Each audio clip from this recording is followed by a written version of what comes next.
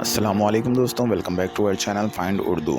Castration का मतलब है किसी मेल एनिमल को रिप्रोडक्शन से प्रिवेंट करना, जिसे उसकी रिप्रोडक्टिव ऑर्गन्स को रिमूव करके या इनएक्टिव करके किया जाता है। ये अक्सर लाइव स्टॉक मैनेजमेंट में इस्तेमाल होता है ताकि एनिमल्स की एग्रेशन को कंट्रोल किया जाए और उनकी पॉपुलेशन को मैनेज किया जाए। कैस्ट्रेशन से एनिमल्स की बिहेवियर और हेल्थ भी पॉजिटिवली अफेक्ट हो सकती है। फॉर एग्ज़ाम्पल, फार्मर्स ने अपने बुल्स को अग्रेसिव बिहेवियर कंट्रोल करने के लिए कैस्ट्रेट किया।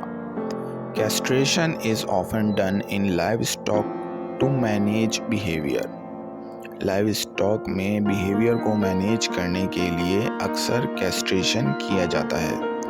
तो दोस्तों, कैस्ट्रेशन का मतलब है एनिमल्स को रिप्रोडक्टिव कंट्रोल के लिए उसके रिप्रोडक्टिव ऑर्गन्स को रिमूव या इनएक्टिव करना। उम्मीद है अब आपको कैस्ट्रेशन का मतलब समझ में आ गया होगा। मिलता है नेक्स्ट वीडियो में। शुक्रिया।